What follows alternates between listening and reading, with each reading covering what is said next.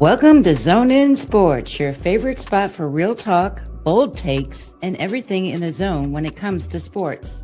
From hard-hitting analysis of the Miami Hurricanes football to the hottest stories across the sports world, we're bringing you that energy, passion, and a little bit of swagger, just like the U. So whether you're tailgating in the Coral Gables or arguing in the group chats or just vibing in your way to work, buckle up. You're in the zone with your host, D. Hamp. All righty, you're in the zone with your host, D. Hamp.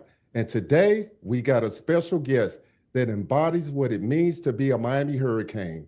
He's a national champion, an anchor of one of the greatest offensive lines in college football history, a leader from that legendary 2001 team that many call the best to ever do it. He's protected Miami quarterbacks, open lanes for Canes running backs, and helped set the standard for toughness and dominance in the trenches. Joining us today is no other than Joaquín González, Miami Hurricane great, championship lineman, and true Cane for life. Joaquín, welcome to the zone. Thank you, my man. Thank you for having me, brother. All righty, we just gonna hop right into it. Before we get started with the questions, I know you were at the game. What was your take on the Florida game down at Hard Rock Stadium Saturday? Man, it's funny, and we both you and I have been in situations with these rivalry games in the sense of it doesn't really matter, kind of like going into these games. If you're 0-7, 1-7, 1-2, 1-3, it really comes down to, it's a pride game, right? And it always boils down to just a fist fight. And I think that game is probably the embodiment of that. And I think it highlighted, what this 2025 team is all about, which is it starts with the line of scrimmage. Both the offense and defensive lines showcase their talents. Whether our play calling was maybe conservative, whether Carson Beck didn't have his best game, one thing is true. That offensive line protected, that offensive line open lanes for the running backs, and our defensive line really set the tone for the game. So it's beautiful to watch, because I think that is something that over the last 20 some odd years since we've won our national championship has been something very inconsistent. We've either had a couple of good defensive lines along the years, but not really a complementary offensive line to it, or vice versa. And to see those guys in the trenches really showcase their talents, it set the tone, man. And it got close there in the third quarter when they came off and they put that drive together. But the defensive line quickly stopped that, and the O-line just started running the ball down their throats, and it was beautiful to see, my man. It was. I sat back and I really enjoyed it. What made you choose Miami over the other schools during your recruitment process? Yeah, so, I was born and raised in Miami. I went to a local high school here called Columbus, and which is a big, almost like a college prep type school, which has a lot of history with the University of Miami. Obviously, the Cristobal brothers, Alonzo Highsmith, Daniel Ferguson. The list goes on and on of guys from my high school that went to University of Miami. But growing up as a kid, I remember my earliest memories of college football, or even football, was at the Orange Bowl, and seeing these gladiators run out of the smoke. I mean, shoot, man, who doesn't, whether you like UM or not, who UM is from like back in the 80s, from like when Schnellenberger, Jimmy Johnson, those days. And I mean, I was just so in love with the mystique, the swagger. It wasn't really about football at first with the University of Miami. I was just in love with that process, in love with the Orange Bowl. And as a young kid, I was like, man, one day I want to run out of that smoke. Lo and behold, I turned out to be 6'6" and have this body God gave me. And I'm like, well, I know how I'm going to get to that smoke. I'm going to play football. So for me, it was a different path. Because I had all these different scholarships to Oklahoma, Wake Forest, Clemson, you name it, Florida State. But UM was just going through their Pell Grant scandal, and they didn't have scholarships to give. That's when this was Butch Davis's second year. So I actually came to the University of Miami as a walk-on. I had a full academic scholarship, but I came in as a walk-on, like with the likes of Kenny Kelly and Andre King, and then other guys like Santana Moss that came on a track scholarship. They were very, what's the word I'm looking for? They were really smart on Creative. how they, yeah, very creative on how they put the roster together, because it wasn't until after that fall semester that I got put on athletic scholarship. That's when they got all their 85 scholarships back after the Pell Grant scandal. So to me, I always wanted to be a Hurricane since I was a little kid. And there was just no question. I took some visits just to enjoy the process. But in my heart of hearts, I knew that I was always going to be a Cane. Oh, okay, great. Now that kind of piggybacks into the next question. Coming from Miami high school football scene, what did it mean for you to stay home and play for the Canes? Yeah, I come from probably I would say a lower middle class family, and at a young age, I was always taught the value of money, the value of work, the value of staying true to a cause, and seeing my dad go through the struggles of maintaining our family and kind of being successful and starting his business and doing well in business. I had that background in me. So when I got to UM, it wasn't very popular. My first year, we go there 5-6, but I think I carried with me from high school football kind of like this, responsibility to bring the U back. I kind of felt it in my heart that it was just, we got to get back to how we were in the 80s, playing and winning national championships. And the only way I knew how to do that was through putting in that work and that effort. And I think that was, the one thing that I could tell you that I brought to the table since day one was I was willing to do whatever it took. And it wasn't about, when I first walked into UM, I mean, it wasn't a great team. There was a lot of disparity. There was a lot of guys that just didn't do what they were told. They, weren't buying into the process. And I didn't know how to not buy in, if that makes sense. If they told us that we had to run through the wall, I didn't question it. I was running through the wall and just doing whatever. If our leader says that's what we got to do, and our leader at that time was Butch Davis, and he wasn't very popular at first, but he had a vision, he had a plan, and lo and behold, 20 years down, 25 years down the line, we're talking about it being one of the best football teams ever assembled. We never thought of that ourselves while we were going through the process. We were they got enough guys into the building that bought into that mindset of going, what was our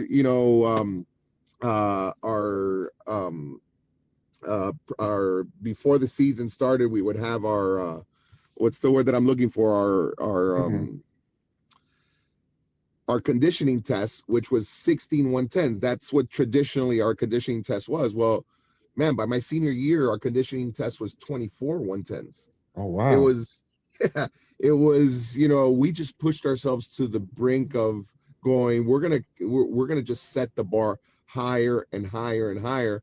And I mean, you see guys interview, like Antrero has an unbelievable interview on Instagram. I forget who did it, where he's like, man, when I signed here, and this was probably like by my second or third year, if I'm not mistaken, I came out to one of the summer workouts and I about died. He says, I'm like, I couldn't keep up. And well, how bad could this workout be? And I don't think people really appreciate how hard we worked and how much effort and love and everything that we put our heart and soul into to being a really good football team. I think that goes a little bit unnoticed. Everybody looks at the talent and the first rounders, but man, individual accomplishments came later. It was the true foundation was the Ed Reeds, the Santana Moss, Reggie Waynes, Martin Biblas, those guys, Joaquin, myself, all these guys that put in the effort to be great, the Dan Morgans, Chris Campbell, you name it those guys are guys that I would go to war with because I know the type of effort that those guys would give. So, coming from high school football, to round off your question, I think I owed that to the program, being born and raised down here. Oh, okay, great. Who was the toughest player you faced early in practice as a freshman that gave you the welcome to the Miami moment? Man, I would tell you that there's two guys that I would tell you that kind of was like, okay, wow, my first ever rep was against a guy named Mike Lawson, which was humongous. He was just a big dude, like very intimidating. And I've never been scared of contact ever since, I started playing football. I was a big guy, I was tall, but I grew up with an 11-year older brother, which is actually went to school with Mario and Lou, and he was tough to live with in the sense that he was kind of like a bully to me. So I had to kind of like fend for myself and be able to be strong in a sense. So yeah, I would tell you Mike Lawson was the first guy that I went against that it was like a oh shit moment because he was big. And then the other one I would say was Damian Lewis, which is actually our D-line coach, our interior D-line coach. And D. Lou was nobody to play with. He was just a guy that just had a high engine. And just because you blocked him at first doesn't mean that you were going to maintain yourself blocking him throughout the reps. So it taught me a lot to really make sure that you finish through the whistle. So Interesting. All right. As a leader on the offensive line, what was the mentality of the unit during your time there? We were a humble group, man. We really were. I think we humbled each other in the sense that we never let any of us get too big in our britches or believe the hype, because by the time my senior year rolled around, I mean, we had, the last game we lost was the first game against Washington my junior year, and we were a really good team at that point. And, a lot of times, going from a 5-6 season to a 9-3 season is a lot easier than going from a 9-3 season to a 11-1 or a 12-0 season. It's a lot harder. Those last couple of wins are really tough to get when you become a good team. So with that said, I think, the ability to keep ourselves humble and, maintain ourselves, grounded to the true task at hand, which is we're going to win this national championship. All right. You've protected some of the legendary quarterbacks like Ken Dorsey and et cetera. What was the trust and bond like between you guys? Yeah, I think that, for a quarterback to be successful, all units of the offense need to kind of be clicking, but it starts with his protection up front and him having the confidence that, the offensive line, number one, is going to make the right call. Number two, that the running back is going to pick up either the free linebacker that's open, or he's going to be open for himself to have an escape valve for him. So the thing with Dorsey was that Dorsey came in and we had the ability to actually, work with Dorsey from a scout team level, and that bond got created early on. When Scott Covington was still here, then Kenny Kelly, and then when finally Ken Dorsey took over after Kenny Kelly, he had been with us already for almost 2 years and really understanding our offense.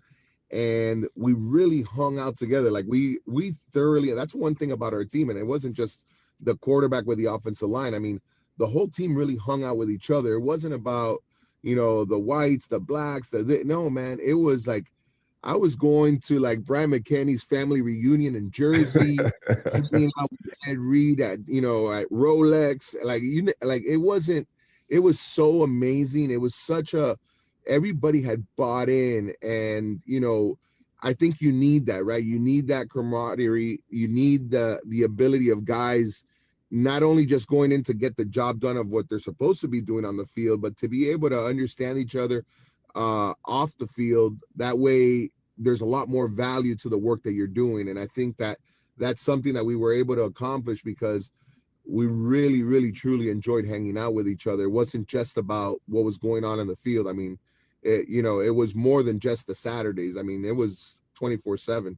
And the one thing I would tell you is, and I tell this to people all the time, I echo this to my kids, and if you're going to be great, I mean, I don't remember any living moment while I was at the University of Miami that I was not thinking on how to become a better football player. There wasn't a waking moment there. If I was going out on Friday, I was waking up on Sunday, whatever day it was always football was out front. And how can I be better at my craft? There wasn't a time where I was like, oh man, I'm glad that workout is done, so I don't have to put up with this BS for another 2 weeks. It was I never remember being tired of football, or it was just, and I don't remember anyone doing it, because there were so many guys that thought the same way of what I'm telling you, that you wouldn't make it. And there was guys that left. I mean, I remember a tight end called Randy Gilbert that was here for a couple of months and then just left. And that, and you weed out the weak, and that's what it's all about. So that process on how we became such a great team, I think you just had a bunch of like-minded individuals that just incessantly worked to get better. And when they got better, there was no ceiling on it. It was like, how can we get even a little bit better? How can we improve the timing on this? How can we get a little bit stronger? And that was, I look back on those days and I'm like, man, we'll talk about guys that just enjoyed the process and they were just relentless with it. And that's, I mean, you look back on that was the key to our success. That's great. How did competing in practice against guys like Will Ford and those guys sharpen your game specifically? I mean, shoot, you weren't going to face guys. You weren't going to face too many guys at that level. So the ability to go good on practice, which is something that Butch Davis really liked. I mean, we had good on good every single practice. There was at least 1 to 2 periods, whether it was blitz pickup, whether it was inside run or team or 2-minute drill. I mean, that's what made us, iron sharpens iron. You hear a lot Mario and Alex Cristobal say that, and I'm a believer in that. The better the competition that you face, the better it makes you. And very few times in my college career did I face guys that were, ever better or equally as good as the guys that I would face in practice. That is a true statement. I'm not blowing smoke up on any of those guys, because I mean, you look at the record. I mean, most of those guys played on Sundays, so yeah. Yeah. Well, what role did Butch Davis and Larry Coker play in building and maintaining a championship culture there? It's funny. That's another question that I get. I think, they definitely didn't have to manage NIL and, today's day and age. So, because I look back at certain rooms. I mean, you look at the running back room, you had Edrin James, James Jackson, Najee Davenport, Clinton Portis, Frank Gore, Willis McGahee, Jarrett Payton. I mean, shoot, that's 7 running backs that all of them could have been starting in any school, and the ability to keep those guys and feed them the rock and keep them all happy.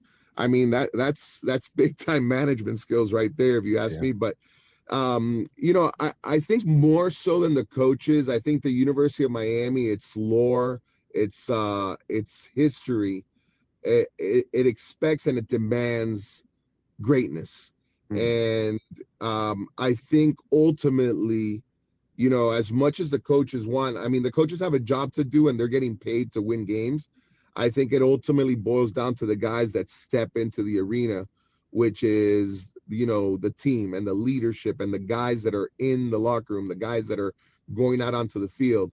You get those guys that are willing to do whatever it takes to get there, and you get the team buying into that. That's what upholds the championship mentality at Miami. It's not necessarily one guy, it's the collective unit buying into the process. What is a behind the scenes story from those championship runs that fans might not know? Oof, man. Got some interesting ones.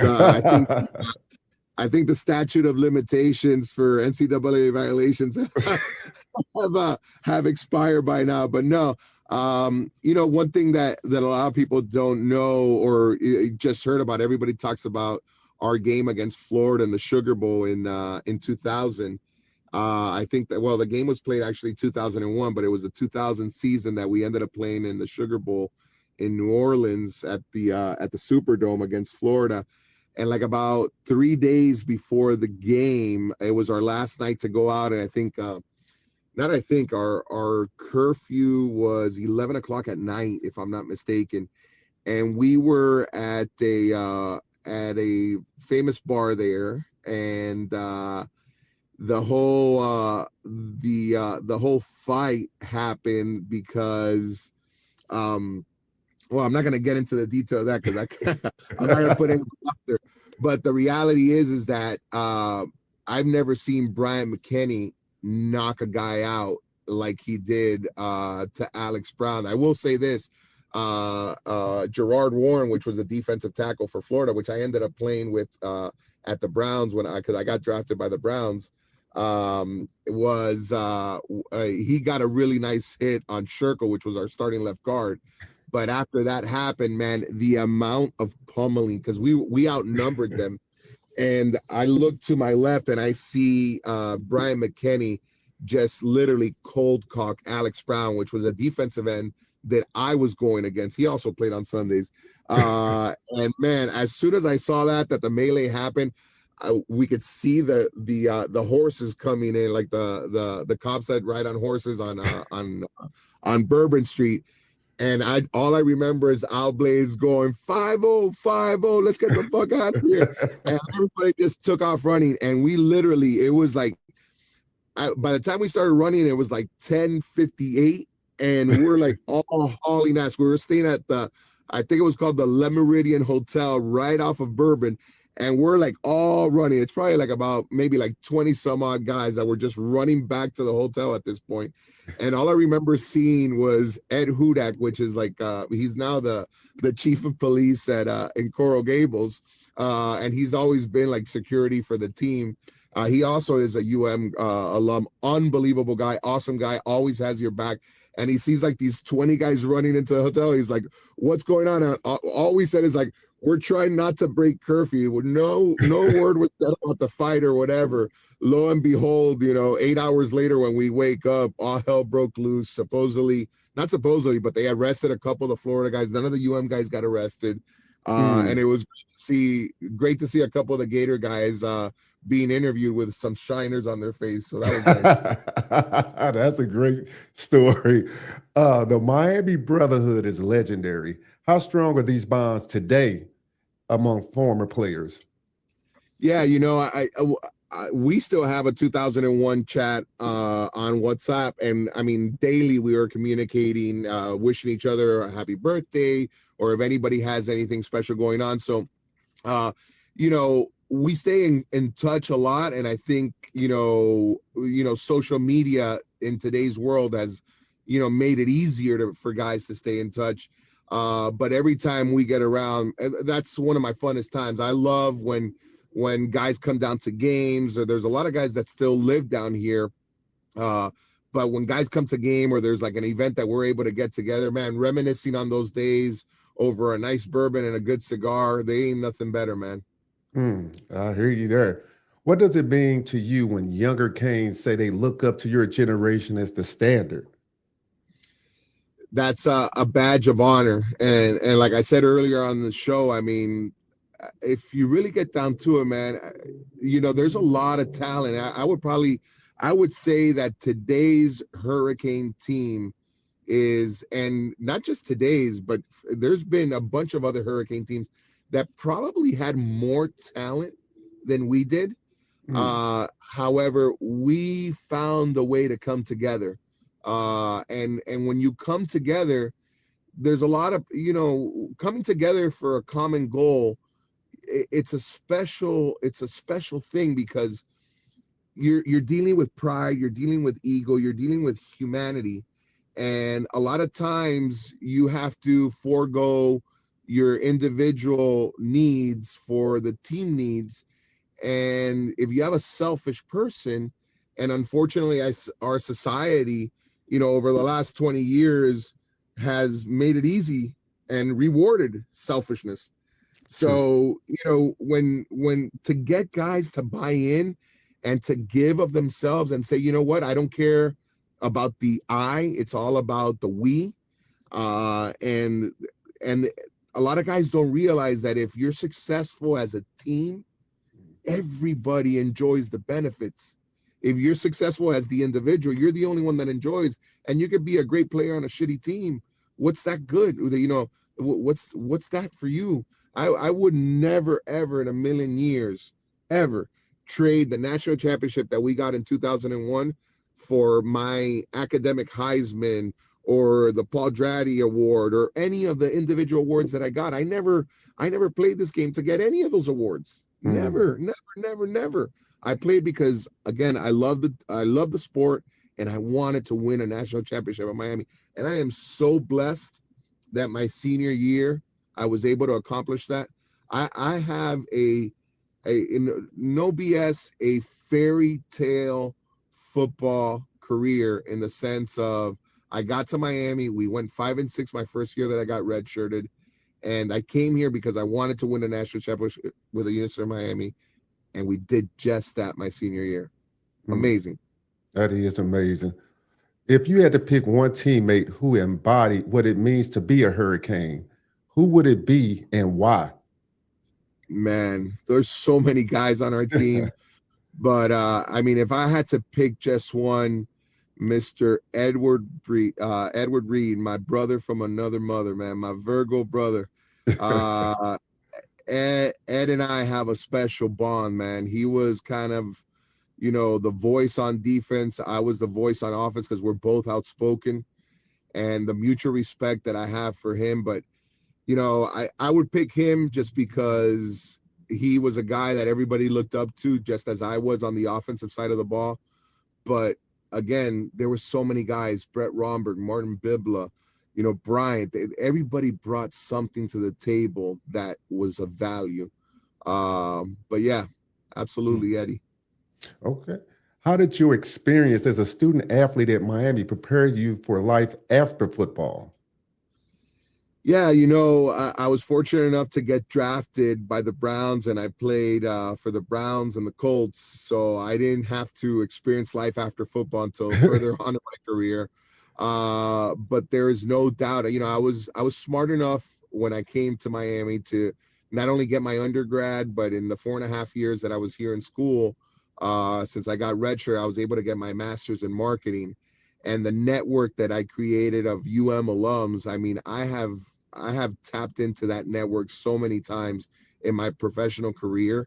And that's a testament to the academics that are such a high standard at the University of Miami. Everybody, when you talk about football in Miami, you think about, the swagger, the thugs, the this. I mean, people don't realize the University of Miami is an unbelievable academic school. I mean, one of the best law schools, one of the best business schools, you name it. I mean, it is an amazing place to be.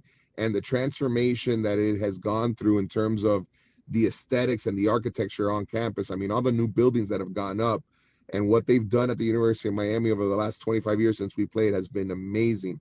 And it's just every year that passes, there's more and more people joining that network, and it's amazing to see.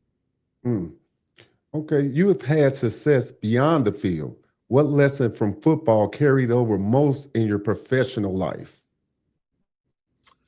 I would tell you commitment, right? And just like I finished telling you that there's a ton of talent out there, but how many people are willing to sacrifice? And I say this all the time, it's kind of like the paradox of life itself. It's like, before you learn something new, it kind of makes you feel dumb, right? And before you get strong, you're weak, right? You fail lifting 225 pounds until it makes you stronger.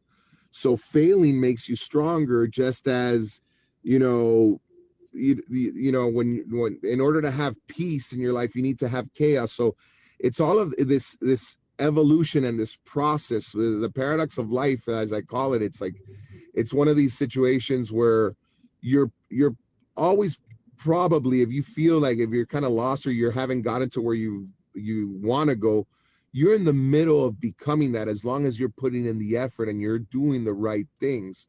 And it's so easy that it's hard. And I don't know if that makes sense to you. It makes sense to Yeah. me, because that's kind of my philosophy. It's so easy that it's hard, because not a lot of people, there's so many choices in the world. Do I stay here and work, or do I leave work early to go to happy hour? Man, happy hour is fun. Who doesn't love happy hour? Everybody does. But I read something, I saw something on NFL Sunday the other day. They had Phillip Rivers as a guest host on NFL Fox, and they were talking about how he was one of the last guys in the building, and the coach came up and asked him, he's like, hey, what are you still doing here? And he was the only guy still, like, almost at 11 o'clock at night before they had a big game. And his response was, greatness is lonely, and which is true. And that doesn't mean lonely as an individual, but even as a team, if you want to be great, you're going to have to sacrifice. So choosing the right things to do, or choosing in between your options, that's what determines whether you're going to be great or not. And I think that's the biggest lesson that football has taught me, and I've continued in my professional career. There's no secret to my success.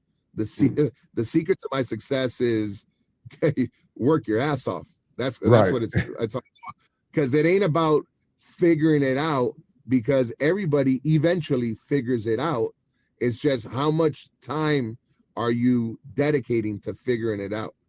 Because there's always somebody that has more talent than you, always somebody that has more money, there's always going to be somebody that has a little bit more than you. But the effort part and your commitment to it, make sure that nobody ever gives more than that. And if you subscribe to that, man, you're going to be successful no matter what you get into in life. That's a great answer there.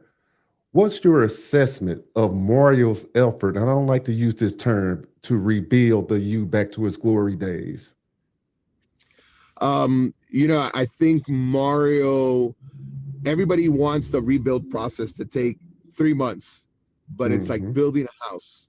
You got to go in there. You got to lay the foundation. You got to do so. Being great takes time. I mean, if not, it would be easy.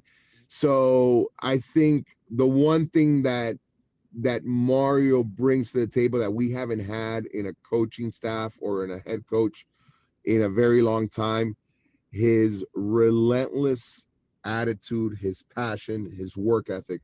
I mean, I was so fortunate to have Mario as my coach in the offensive line, along with Kehoe, for 2 years. And the amount of effort that Mario, Alex Mirabal, and the rest of his staff, because if not, they would not be on his staff, because he not only demands from his staff, but he's not one of these guys that he's going home at 8 and expecting you to stay till 11. No. This guy's the last guy in the building, the first guy in the building.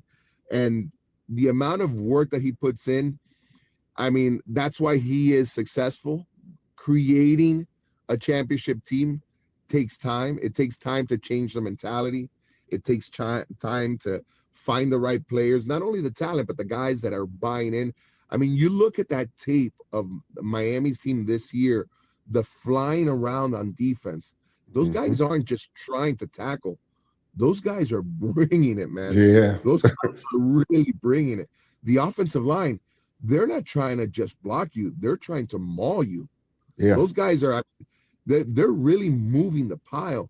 So that's when you know that you have guys hey, these guys are good. They have talent, but man, they have a little extra. And that little extra is their coach's attitude. They get that from Mario. Mario's a no nonsense guy. He's the best guy in the world to be around. If you're a winner, you want to be around Mario. If you're a guy that half-asses it or whatnot, you won't last there. You won't be around, because it's not acceptable.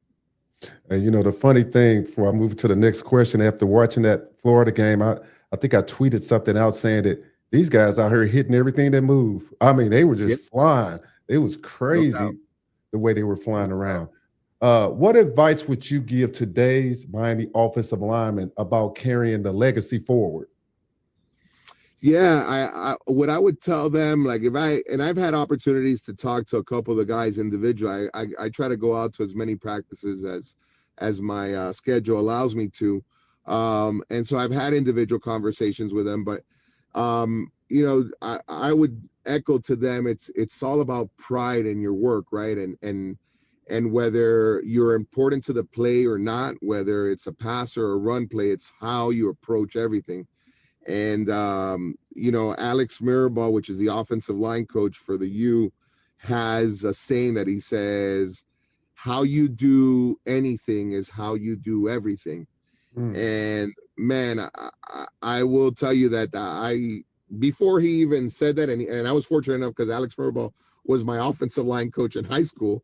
Wow. But that's kind of like how I was raised. What I mean by that is, like, if I'm walking somewhere and I go to throw a piece of garbage into the garbage can and it falls off, I don't care how in a hurry I am. I stop and I pick it up and I make sure it gets into the garbage. So it's like those little things in life. It's not even about football. These guys are being, so that's what I would tell the offensive line is, like, everything in your life has to be done with the same effort, because then it becomes consistent.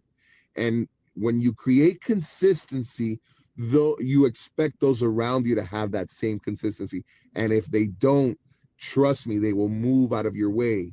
But if you allow the inconsistency to happen, then it's going to bring you down. And what I mean by that, it's a lot easier for one bad apple to ruin the bunch than it is for a good apple to make the bad ones better. So you got to keep the good guys and you got to keep the guys that are consistent together. And trust me, they will weed out the bad people. Interesting. Now, your son, Vinny, he's a redshirt freshman at the U. He also, if I'm not mistaken, played at the same high school you played at, correct? Correct. He played at Columbus. Yeah, absolutely. Okay. So tell me, watching your son walk the same field that you walked in high school and now on the same field that you played in college, how does that make you feel? Oh man, well, I am truly blessed, man. I count my blessings every day to see that. It's such a sense of pride, and you being a father as well. I'm sure you will echo this sentiment, which is, I will give up every ounce of my being and any championship or anything I've ever won in my life for my son to witness and experience the success in his life. Because my time, I still hope that I'm here for a very long time, but my time is past to be in that limelight. He's there now, and to see him there, to see his smile, to see his work ethic, because he's cut from my same cloth, and to see him be accepted. He won Scout Team Player of the Week last week. To see the success that he's having early is so beautiful to witness, and that's why I'm telling you, man, I can't ask for anything more, man. I am truly, truly, truly, truly blessed. All right. The last question before you get out of here, and this is probably the difficult question that you have answered this whole interview. What guest should I have on next? But before you answer, you have to help me get them on the show. Man, I would tell you, I would stick with the offensive line, man, because we the offensive line is a fun bunch, man. I would tell you probably either Brett Romberg, Brian McKinney, or Martin Bibla, if you haven't had those. I mean, those guys, or even Shirko. I mean, you have the whole entire offensive line that you should bring out here and hear their experiences, because they all got to the U differently. You have Brett, which was Canadian, Bibla, which is from Pennsylvania, but he's half Polish, half Russian. Then you have a Persian from Toronto, and Shirko. So I would probably say Brett Romberg would be a fun interview. He's got a great personality, and he would be a fun one to interview. All right. Well, you got to help me get him on the show, and I will. give me a plug in. And I want to thank you for coming on the show. I appreciate everybody that's watching the show. Hit that like and subscribe button. You guys thank Joaquin, and we're out of here.